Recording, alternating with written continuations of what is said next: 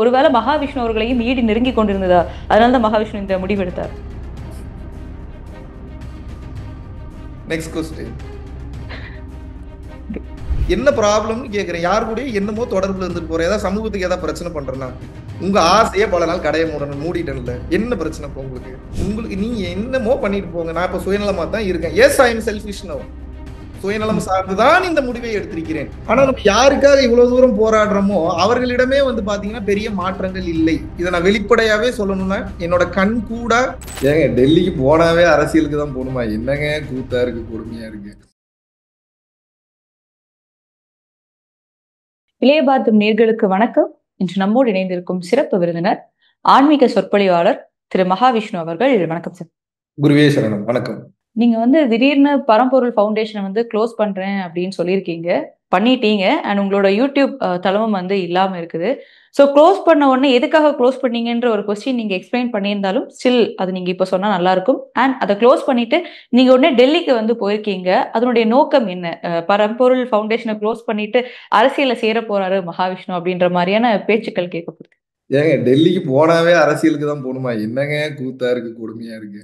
ரொம்ப நாளா எனக்கு ஆசை. டெல்லிக்கு பல டைம் போயிருக்கேன். நான் இது ஃபர்ஸ்ட் டைம் கிடையாது. நான் கிட்டத்தட்ட 15 வருஷமா டெல்லி போயிட்டு வந்துட்டு இருக்கேன். புரியுதா உங்களுக்கு?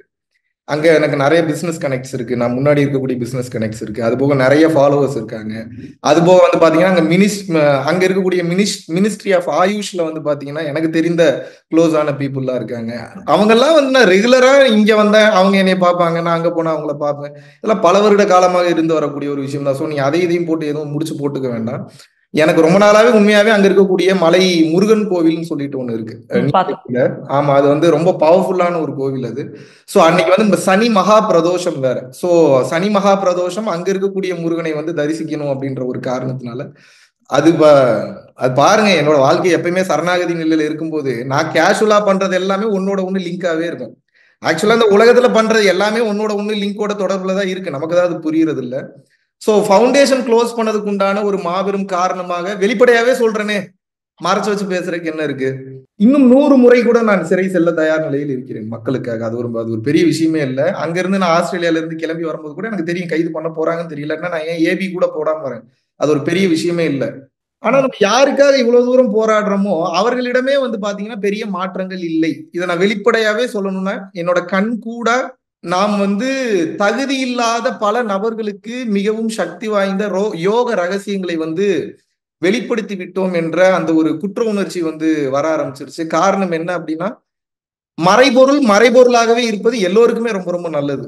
ஏன்னா ஒரு குறிப்பிட்ட காலகட்டம் வரும்போது அதை பயன்படுத்தி சுயநலத்திற்காக பயன்படுத்தி பிற உயிர்களை கஷ்டப்படுத்தக்கூடிய காயப்படுத்தக்கூடிய உயிர்களை என் கண்ணாலேயே நான் 1-2 எக்ஸாம்பிள் பார்த்தேன். இதுக்கப்புறம் நான் இது ஒரு தத்துவம் பல பேர் பலவிதமா சொல்லியிருக்காங்க. இதை நான் எப்படி பாக்குறேன் அப்படின்னா, உலகத்தை திருத்துவது என்பது முடியாத ஒரு காரியம். ஏன்னா இந்த உலகத்துல எல்லாமே மிகச்சரியாக இயங்கி கொண்டிருக்கிறது. அது ரமணர் முன்னாடியே சொல்லிட்டாரு. அது நம்ம படிச்சு புரிஞ்சு வச்சிருந்தனே தவிர இத்தனை வருடங்கள் உணராமல் இருந்தேன். இப்ப உணரும் போது அது புரியுது. இங்க நமக்கு பண்றதுக்கு ஒரு வேலை இல்லை. அது கரெக்டா ஒவ்வொரு வேலையும் நிகழ்த்தி கொண்டிருக்கிறது.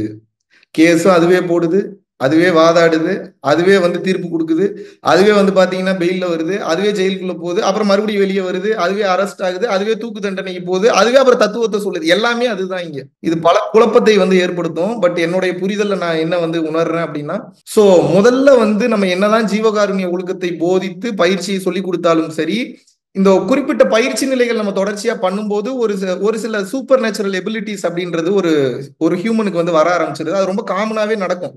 ஏன்னா நம்ம கொடுக்கக்கூடிய பயிற்சியை தேர்டையை ஓபன் பண்ணக்கூடிய பயிற்சி. பரம்பொருள் யோகம்ன்றது அதுதான். வாசி யோகத்தை வேற வெளிப்படையா நான் சொல்லி கொடுத்துருந்தேன்.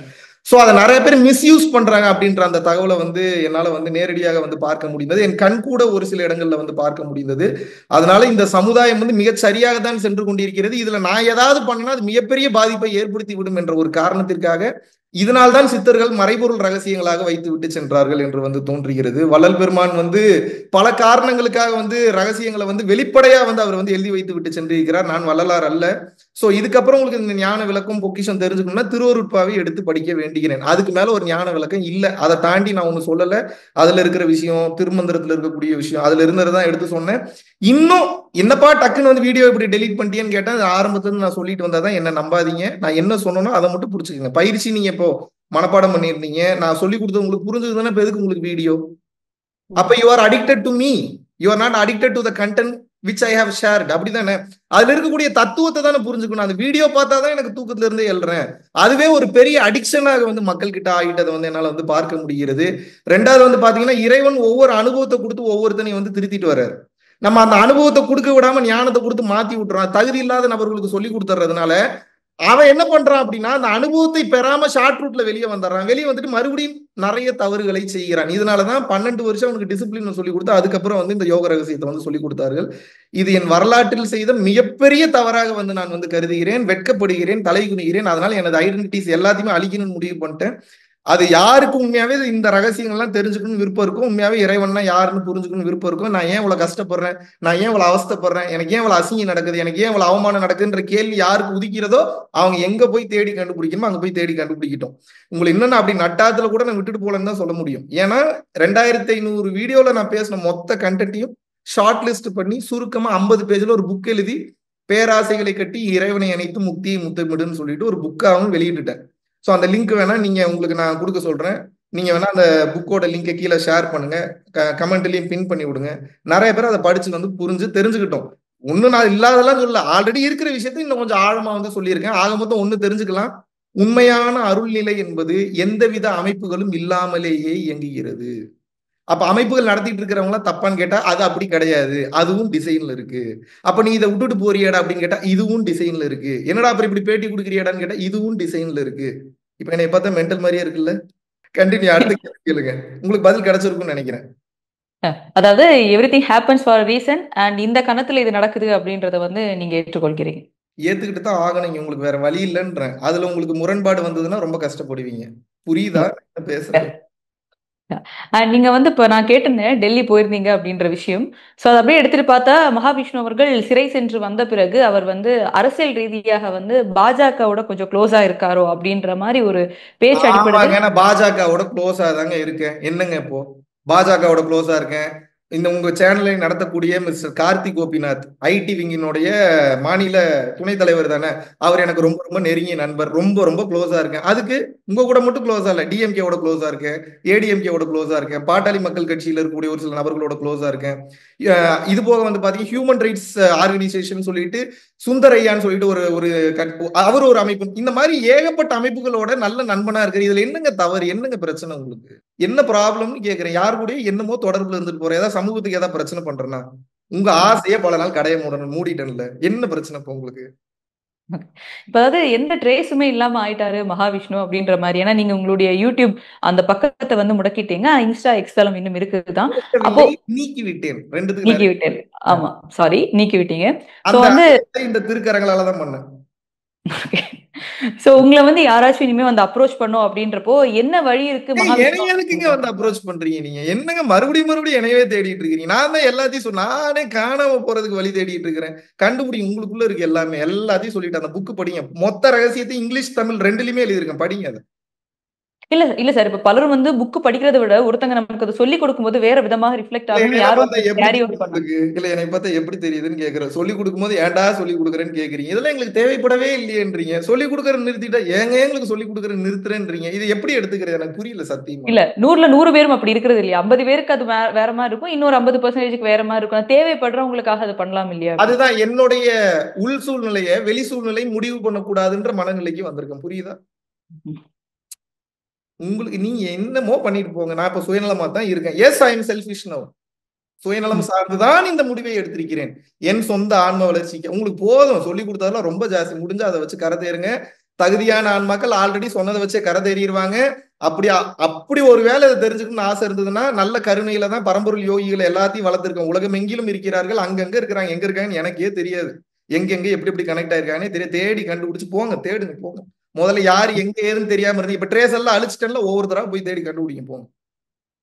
இப்போ உங்க திருப்பூர்ல வந்து உங்களோட ஃபவுண்டேஷன் இருக்கு, நீங்க அது மட்டும் தான் வந்து இயங்காது அப்படின்றதா, இல்ல வெளிநாடுகள்ல இருக்க அந்த ஃபவுண்டேஷன்ஸும் இனிமேல் இயங்காது? ஏங்க நானே வீட்டு விட்டு வெளியே போறேன்ற அந்த சுண்ணாம்பு டப்பா காலி இருக்குன்ற மாதிரியே இருக்கேன் நீங்க கேக்குற கேள்வி. வெளியே போறதுன்னா போக வேண்டியதானே, அப்புறம் என்ன இன்னும் அந்த இக்கு குறைகிறது பண்ணா, இன்னும் கொஞ்சம் அது குறைகிறது பண்ணா. இது எல்லாத்தையும் மூடியாச்சு, எல்லாத்தையுமே இன்ஃபர்மேஷன் கொடுத்தாச்சு. All WhatsApp channels closed, all groups closed, அதுபோக கம்பெனி இழுத்து மூடுறதுக்கு இன்ஸ்ட்ரக்ஷன் கொடுத்துட்டேன் கீ பீப்புளுக்குலாம். பரம்பொருள்ன்ற நேமே இனிமேல் எங்கேயுமே யூஸ் பண்ணக்கூடாதுன்னு சொல்லிட்டேன். நீ என்னமோ இறைவன் வந்தார், இந்த உடல் மூலியமாக ஏதோ ஒரு காரணத்துக்காக ஏதோ சொன்னார், அந்த டைம் முடிஞ்சது, கிளம்பிட்டார், அவ்வளவுதான், வேலை முடிஞ்சது. ஓகே. இப்போ இன்னொன்னு, நீங்க வெளிநாட்டுக்கு போய் செட்டில் ஆக போறீங்க அப்படின்றதும், இன்னொன்னு உங்க ஃபவுண்டேஷன் நம்பி பலரும் வந்து காசு கொடுத்திருப்பாங்க. ஸோ அது உங்ககிட்ட ஒரு டீட்டெயிலா உங்ககிட்ட கேட்கறாங்க அப்படின்னா அதனுடைய ப்ரூஃப் உங்ககிட்ட இருக்கா? And இன்னும் மிச்சமாக கண்டிப்பா ஃபவுண்டேஷன்ல காசு இருக்குன்ற ஒரு விஷயம் இருக்கு. அதை எப்படியா நீ வந்து செலவிட போறீங்கன்றது இருக்கு. இப்ப பெரிய இப்போ கேள்விக்குரிய எல்லாத்துக்கும் அதுதான், எத்தனை கோடி ரூபாய் பதுக்கி விட்டார். இப்போ உங்களுக்கு நல்லாவே தெரியும், லாஸ்ட் டைமே வந்து பாத்தீங்கன்னா ஒரு முறை நான் அரெஸ்ட் ஆனப்ப நான் தவறான ஆளா இருந்தா மறுபடியும் நான் வெளிநாடு போயிருக்க முடியுமா? கவர்மெண்ட் கிட்ட எல்லா டாக்குமெண்ட்ஸும் சப்மிட் பண்ண எங்க எங்க எங்க ஃபவுண்டேஷனோட இன்னும் ஹார்ட் டிஸ்க் அவங்க கிட்ட தான் இருக்கு. இந்த 2000 அன்னைக்கு டேட் வரைக்கும் பதிவான எல்லா வீடியோஸும் இருக்கு. என்னோட பர்சனல் அக்கௌண்ட் ஸ்டேட்மெண்ட்ஸ் இருக்கு. நான் இது வரைக்கும் ஆரம்பிச்ச டேட்ல இருந்து இன்னைக்கு வரைக்கும் இருக்க பர்சனல் அக்கௌண்ட் ஸ்டேட்மெண்ட்ஸ் இருக்கு, கரண்ட் அக்கௌண்ட் ஸ்டேட்மெண்ட்ஸ் இருக்கு. என்னுடைய சொந்த வருமானம் எங்கெல்லாம் இருந்து வந்திருக்கு, அதுக்கு நான் எவ்வளவு டாக்ஸ் கட்டியிருக்கேன்றது வந்திருக்கு. அதுபோக வந்து பாத்தீங்கன்னா ஃபவுண்டேஷனுக்கு எவ்வளவு வருமானம், ₹1 உள்ள வந்ததுல இருந்து ₹1 வெளியில போன வரைக்கும் எல்லாமே இங்க பாருங்க தயார் நிலையில ரெடி பண்ணி வச்சிருக்கேன். யாருக்கா தெரிஞ்சுக்கணும் அப்படின்னா கிளம்பி நீங்க தாராளமா கிளம்பிலாம் கேள்வி கேட்பீங்க, பேப்பர் ரெடி பண்ணிட்டு பாருங்க. உங்களுக்கு டவுட் இருந்ததுன்னா எப்போது வேணுமாலும் ஃபவுண்டேஷன் கிளம்பி வரலாம். ஃபவுண்டேஷன் இருக்கிற வரைக்கும் இன்னும் கொஞ்ச நாள் அதுவும் இருக்கு, அது க்ளோஸ் பண்ணிடும். அப்படி உங்களுக்கு உண்மையாவே தெரிந்து கொள்ள வேண்டும் என்ற ஆர்வம் இருந்தால் ஸோ அதற்குண்டான விஷயத்தை ஆல்ரெடி அரசாங்கத்துக்கிட்ட வந்து சமர்ப்பித்து இருக்கிறோம். ஸோ அதற்குண்டான விளக்கத்தை வந்து நீதிமன்றங்களிலும் நம்ம வந்து அரசாங்கத்திடம் நானே வந்து தெரிவிக்கலாம் என்று இருக்கிறேன், அவர்கள் கேட்டால். இப்போ வரைக்கும் ஒன்றும் கேட்கல, ஏன்னா பேப்பர்ஸ் கரெக்டா இருக்கு, அதனால கேள்வி இல்லை. கரெக்டா இருந்ததுன்னா கேள்வி வரும், கேள்வி வரும்போது பதில் சொல்லிக்கிறேன். ஓகே. இப்போ ஃபவுண்டேஷன் மூலமாக உங்களுக்கு வந்த காசு இல்லாம நீங்க உங்களுடைய ஓன் மணிலேருந்து ஒரு 40 above 45 lakhs சம்திங் நீங்க வந்து கொடுத்துருக்கீங்க அப்படின்றது வந்து பார்க்கப்படுது. ஸோ அந்த காசு வந்து உங்களுக்கு எங்க இருந்து வந்ததுன்ற ஒரு கேள்வி இருக்குது இல்லையா? அப்படி என்ன பிசினஸ் பண்றாரு மகாவிஷ்ணு அப்படின்னு? ஒரு பிசினஸ் இல்லைங்க, இன்டர்நெட் மாதிரி அதிக பணம் சம்பாதிப்பதற்கு உலகத்திலேயே எதுவும் தொழில் இல்லை. முதல்ல அதை புரிஞ்சுக்க, உங்களுக்கு சீக்கிரட்டாவே சொல்லி கொடுத்துறேன். ஸோ என்னன்னா, earn the money while you sleeping, இதுதான் கான்செப்ட். மில்லியனர்ஸோட கான்செப்ட் என்ன? Earn the money while you sleeping. So நான் வந்து 100 பிசினஸ் பண்ணணும்னு அவசியம் இல்லை. என்னுடைய மொத்த வருமானமும் ஆன்லைன் கிளாஸ் எடுப்பதிலிருந்து வந்தது.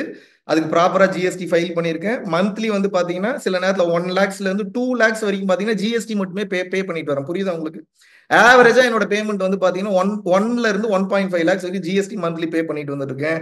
ரெகுலரா இன்கம் டேக்ஸ் கட்டியிருக்கேன். நான் தப்பானவனா இருந்திருந்தேன்னா கவர்மெண்ட்ல நீங்க நினைக்கிற மாதிரி இன்னைக்கு இல்லைங்க. சென்ட்ரல் கவர்மெண்ட்டுக்கு என்னங்க பேசிட்டு இருக்கீங்க? மோடி சாரோட கவர்மெண்ட்டுங்க அது, மோடி ஆட்சிங்க, மோடி அவர்களுடைய ஆட்சிங்க. என்ன நினைச்சிட்டு இருக்கீங்க நீங்க? ஒவ்வொன்றையும் கண்ணில் விரல விட்டு பார்த்துட்டு இருக்கிறாங்க. ஒரு பானிபூரி கடைக்காரரு நார்த் இந்தியால ரெகுலரா வந்து பானிபூரி போட்டுக்கிட்டே இருந்திருக்கிறாரு. அடுத்து அவருக்கு நோட்டீஸ் வந்துருச்சு. என்ன பானிபூரி கடைக்காரருக்குலாம் நோட்டீஸா உங்களுக்கு கோவம் வரலாம்? நான் என்ன கேட்கறேன்னா, பானிபூரி கடைக்காரர் எவ்வளவு பிசினஸ் பண்ணாரு தெரியுமா? ஒரு வருஷம் 45 லட்சம் ரூபாய்க்கு மேல அவர் பிசினஸ் பண்ணிருக்காரு. 45 லட்சம் ரூபாய்க்கு மேல ஒரு பானிபூரி கடைக்காரன் ஒரு வருஷத்துக்கு இன்கம் ஏர்ன் பண்றான்னா, அப்ப நாட்டோடைய வளத்தை பயன்படுத்துறான், நாட்டினுடைய ஏரை பயன்படுத்துறான், நாட்டினுடைய தண்ணியை பயன்படுத்துறான், நாட்டுக்கு எவ்வளவு பிரச்சனை இருக்கு, எவ்வளவு பொருளாதாரம் மேனேஜ் பண்ண வேண்டியது இருக்கு, இத்தனையும் பார்க்க வேண்டியது இருக்குல்ல? பார்க்க வேண்டியது இருக்கா இல்லையா? 1008 பேர் 1008 விஷயங்கள் பேசலாம், அதெல்லாம் மேட்டரே கிடையாது. கரெக்டா இருக்கமா, கவர்மெண்ட்டுக்கு சரியா இருக்கமா, தவறாக இருந்தால் தாராளமாக அதற்கு உண்டான விளைவுகளை சந்திக்க யாராக இருந்தாலும் தயாராகத்தான் இருக்க வேண்டும். Because everyone is under the law, no one is above the law. Okay. இப்போ நீங்க சொல்லி கொடுத்த பயிற்சிகள் ஏதோ ஒரு விஷயம் இருக்கு, எல்லாத்தையும் லைட்டா எடுத்துக்கணும், இந்த மாதிரி பல விஷயங்கள் வந்து இந்த யோக வாழ்க்கையில இருக்கு அப்படின்றப்போ, இந்த மாதிரி ஒரு விஷயம் உங்களை ஒரு ப்ரெஷர் பண்ணவோ ஸ்ட்ரெஸ் பண்ணவோ ஏதோ ஒரு விஷயம் பண்ணால்தான் இது வேணாம் அப்படின்னு நீங்க வெளில வந்திருக்கீங்க. உங்களுடைய செல்ஃபை பாக்குறீங்க, உங்களுடைய ஒரு விஷயம் ப்ரெஷர் பண்ணுச்சு, அது என்ன வெளிப்படையா சொல்றது, எல்லாம் மறைச்சு வச்சு யார். அதான் சார், அப்ப என்ன கேக்குறேன்னா, அப்போ இந்த யோக வாழ்க்கை எதுவுமே வந்து உங்களுக்கு இதுக்கு உதவல அப்படின்றது அப்பட்டமா இங்க தெரியுது இல்லையா? அதை தூக்கி போடுவதும் ஆன்மீகம் தான். புரியுதா? ஒரு வாழ்க்கை ஒவ்வொரு காலகட்டத்திலையும் ஒரு சூழ்நிலையை கிரியேட் பண்ணி ஒரு சூழ்நிலையில் கொண்டு வந்து நிறுத்தும். எண்ட் என்ன ஒண்ணு இல்லைன்றதை நோக்கி போறதா, ஒவ்வொரு இடத்தையும் தூக்கி வீசிட்டே போகணும். இதுதான் கான்செப்ட். நீங்க நின்றுறீங்க, நான் அடுத்தடுத்த கட்டம் போயிட்டு இருக்கேன். புரியுதா? அப்ப கண்டிப்பாக திரும்பவும் ரீஸ்டார்ட் பண்றதுக்கான எந்த ஒரு ஐடியாவும் வாய்ப்பே கிடையாது. எனக்கு விருப்பப்பட்டவங்களுக்கு ஆன்லைன்ல கிளாஸ் எடுப்பேன். அது எப்ப எடுக்கிறேன் எங்க எடுக்கிறேன் தெரியாது. எனக்கு விருப்பப்பட்டவங்களுக்கு எடுப்பேன். எனக்கா தோணுச்சுன்னா உபதேசம் கொடுப்பேன். பட் அதெல்லாம் நீங்களெல்லாம் தேடி வர முடியாது. நான் தேடி வருவேன். இதுக்கப்புறம் இனிமேல் நீங்க வரணும்னு அவசியம் இல்லை. அது நேரடியா வர்றதுக்கு சான்ஸே கிடையாது, வாய்ப்பே கிடையாது. நிம்மதியா இருக்கேன். ஆன்மீகம் உங்களுக்கு தேவை என்றால் தேடி தேடி நீங்களே போய் கற்றுக்கொள்ளுங்கள். அதனுடைய வேல்யூ இப்போ உங்களுக்கு புரியாது. வரும், அதுக்கு ஒரு காலம் வரும். எழுதி தர வரும், அதுக்கு ஒரு காலம் வரும், கண்டிப்பா வரும். இப்போ தொடர்ந்து தமிழகத்துல பாக்குறோம், பல இடி ரைடுகள் வந்து நடந்துட்டு இருக்குது. ஸோ நீங்க அதே நேரத்துல வந்து கரெக்டா அந்த ஃபவுண்டேஷன் க்ளோஸ் பண்றீங்க. நீங்க கொடுத்த அந்த காசு, இருக்கும் காசு என்ன பண்ண போறாரு அப்படின்ற பல கேள்வி இருந்தது. ஒருவேளை மகாவிஷ்ணு அவர்களையும் ஈடி நெருங்கி கொண்டிருந்ததா? அதனாலதான் மகாவிஷ்ணு இந்த முடிவு எடுத்தார். Next question. ஸோ நீங்க சொன்ன மாதிரியே நீங்க எப்போ என்ன பண்ண போறீங்க அப்படின்றது நீங்க சொல்லல. அப்போ மக்கள் உங்கள வந்து நெருங்கணும், உங்கள வந்து பார்க்கணும் தான் நீங்க சொல்லிக் கொடுத்த விஷயத்த இன்னும் ஃபாலோ பண்ற பலரும் இருக்காங்க அப்படின்றப்போ, அவங்களுக்கு வந்து இப்போ ஒரு தாய், தந்தை வந்து எனக்கு இத்தன விஷயம் சொல்லிக் குடுத்துருக்காங்க.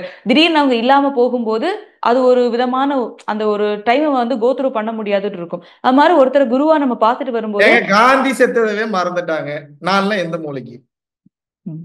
காந்தி செத்தது மறந்துட்டாங்க தெரியுமா உங்களுக்கு? எங்க அப்பா செத்ததை மறந்துட்டேன் நான். என் வேலையில பிஸியா இருக்கேன். என்ன ஓவர் பில்டப்லாம் பண்ணி ஏமாத்துறீங்க நீங்க? மறுபடியும் என்ன ஏமாத்தாதீங்க. Very very very clear now. I became very selfish. இன்னும் ஒண்ணு வந்து பல இடங்களுக்கு நீங்க வந்து டிராவல் பண்றீங்க. இப்ப நீங்க சொல்றீங்க டெல்லி போயிருந்தீங்க, அண்ட் வெளிநாடுகள் எல்லாம் போயிருந்தீங்க. இந்த கிளாஸஸ்ல இருந்து வந்த காசு தான் உங்களுக்கு அப்படின்னு. ஆனா அதுலயும் 40, 45 லட்சம் நீங்க வந்து அதுக்கு குடுத்திருக்கீங்க அப்படின்றப்போ, இந்த ஒரு இவ்வளவு பிரயாணங்கள் பண்றதுக்கு, இந்த ஒரு லைஃப் லக்ஸுரிய வந்து அடைவதற்கு எப்படி அது முடியுது? யாருடைய காசு அப்படின்றது மறுபடியும் அங்க என்ன கேள்வி. மறுபடியும் அங்கிருந்தே வரீங்க? நான் தான் சொந்தமா ஆன்லைன் கிளாஸ் எடுக்கிறேன்றேன். அந்த பேப்பர் வேணா காட்ட. கடந்த வருடத்தில் மட்டும் 32 லட்சம் ரூபாய் என்னோட வருமானம் மட்டும். என்னோட பர்சனல் இன்கம் மட்டும் 32 lakhs. என்னோட turnover around 2 crores. I have filed it very clearly. IT papers இருக்கு, தேவைன்னா காட்டுறேன். 2 கோடி ரூபாய் டர்ன் ஓவர் பண்றவன் மாசம் வருஷம் வந்து 32 லட்சம் ரூபாய் இன்கமா காட்டுறவனுக்கு அவன் அமெரிக்கன் எக்ஸ்பிரஸ்ல அவன் வந்து ஒரு ஐடி பேப்பர் ஃபைல் பண்றான்னா ஓப்பன் லிமிட்லயே கார்டு கொடுப்பாங்க. ஏன்னா அந்த அளவுக்கு அவன் டர்ன் ஓவர் பண்றான்னு அர்த்தம். புரியுதா நான் என்ன மீன் பண்றேன்னு?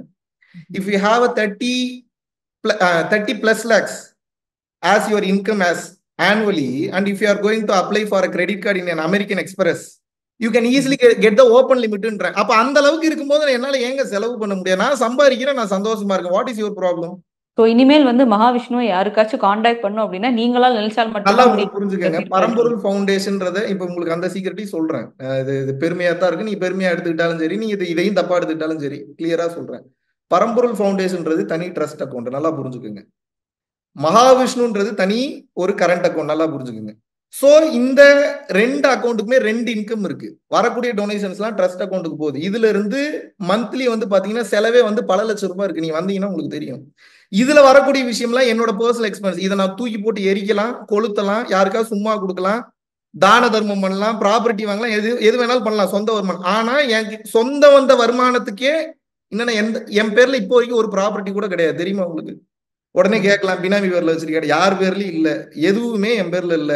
நான் சம்பாரிச்ச காசுலயே கடந்த வருடங்கள்ல கிட்டத்தட்ட 57 லட்சம் ரூபாய்க்கு மேல கடந்த 3 வருடங்களுக்கு மேல ஃபவுண்டேஷனுக்கு டொனேஷன் பண்ணி அதுல இருந்து எடுத்து செலவு பண்ணிருக்கோம். இன்னைக்கு ஃபவுண்டேஷனோட பேலன்ஸ் செகண்ட் வந்து ஜீரோக்கு தான் வந்திருக்கு. நீங்க நினைக்கிற மாதிரி வாங்கி வாங்கி ஒரு பிசினஸ் பண்ணி பிசினஸ்ல இருந்து ரன் பண்ணி எடுத்து பண்ணக்கூடிய ஃபவுண்டேஷன் கிடையாது. வர்றதை அப்படியே பண்ணிட்டு இருக்கோம். நீங்க வந்து செக் பண்ணீங்களா தாராளமாக உங்களுக்கு தெரியும். ஸோ இனிமேல் திரும்பவும் வரமாட்டீங்க. உங்களுடைய தனிப்பட்ட வாழ்க்கையை நோக்கி நீங்க போக போறீங்க அப்படின்றது இறுதியான ஒரு கருத்தா இருக்கா? ஏன்னா திரும்பவும் நீங்க வந்து இன்னொரு விஷயம் திரும்பவும் நான் இதுக்கு பண்றேன், திரும்பவும் இதுக்கு வரேன்னு சொல்லிட்டு அதுவும் ஒரு காரணமால் தான் வந்தேன், இதெல்லாம் நடக்கணும்ன்ற நிச்சயம் இருந்தது அப்படின்ற ஃபவுண்டேஷன் ஆரம்பிக்கிற எண்ணமே இல்ல. அவங்க குடும்பத்தை அவங்க சந்தோஷமா பாருங்க. நானும் என் குடும்பத்தை சந்தோஷமா பாக்குறேன். உனக்கு எதிரா குடும்பம்னு கேக்குறீங்களா? எனக்கு என் தம்பி, தங்கச்சி, அப்புறம் எங்க அம்மா, இந்த ஒரு குட்டி குடும்பம் இருக்குல்ல, அந்த குட்டி குடும்பத்தை சந்தோஷமா கொஞ்ச நாள் இருப்பேன். அதுக்கப்புறம் இறைவன் அடுத்த தகவல் கொடுக்குறப்ப அடுத்தடுத்த கட்ட முடிவுல எடுத்துட்டு எங்க சித்தன் போக்கு சிவன் போக்குன்னு போக வேண்டியதானுங்க. நீங்க ரொம்பலாம் ஃபீல் பண்ணாதீங்க, ஏதோ பெரிய ஞானி மாதிரி யோகி மாதிரி பேசுறேன். ரொம்ப இப்பதான் நிம்மதியா இருக்கேன். I am very happy now. நீங்க ஃபீல் பண்ணி மன உருக்கத்தோட கஷ்டத்தோட கேட்கற அளவுக்கு இங்க ஒன்னும் சீன் இல்ல. I am really happy. I feel really the real freedom. அந்த ரியல் ஃப்ரீடம்னா என்னன்றதை ஃபீல் பண்றேன் நான். வெயிட் இல்லைனாவே ஃப்ரீ தானுங்க. அதான் என்னன்னா, இப்ப நீங்க இந்த விஷயத்த கையில எடுக்கும் போதே உங்களுக்கு தெரிஞ்சிருக்கும் இல்லையா? ரெஸ்பான்சிபிலிட்டிஸ், வெயிட்ஸ், இந்த கிரெடிபிலிட்டி போகிறதுக்கான ரீசன் எது வேணாலும் நடந்திருக்கலாம். அண்ட் ஜெயிலோ எது வந்தாலும் அதை நான் வந்து ஃபேஸ் பண்றதுக்கு தயாரா இருக்கேன் அப்படின்னு இப்பயும் சொல்றேன், நான் இன்னும் 100 டைம் ஜெயிலுக்கு போறேன். நான் இப்பயும் சொல்றேன், நான் இன்னும் 1000 வீடியோ கூட போடுறதுக்கு தயார் நிலையில இருக்கேன். ஆனா அதனுடைய பலன் மக்களிடத்தில் இல்லை. புரியுதா புரியலையா உங்களுக்கு? நான் ஒரு வேலை செய்யறேன்னா அந்த வேலைக்கு உண்டான அட்லீஸ்ட் குறைந்தபட்ச ரிசல்ட்டாவது சொசைட்டில இருக்கணும்னு நான் எதிர்பார்ப்பேன். அது எனக்கு படணும், அதை நீங்க கன்வின்ஸ் பண்ணி வராது. இப்ப வேற விஷன்லாம் வேற தெரிய ஆரம்பிக்குது, அது உண்மையெல்லாம் காட்டுது. அது ரொம்ப கடுப்பா இருக்கு பாக்குறதுக்கு. புரியுதா உங்களுக்கு? சோ அதனால பெட்டர் ஷட் டவுன் பண்றதா மிக சரியான ஒரு முடிவாக இருக்கும் நான் வந்து கருதுகிறேன். சார், எங்களோட இணைந்து பல்வேறு கருத்துக்களை வந்து பகிர்ந்தமைக்கு ரொம்ப நன்றி சார். மிக்க நன்றி. குரு கடாட்சம். நல்லதே நடக்கும்.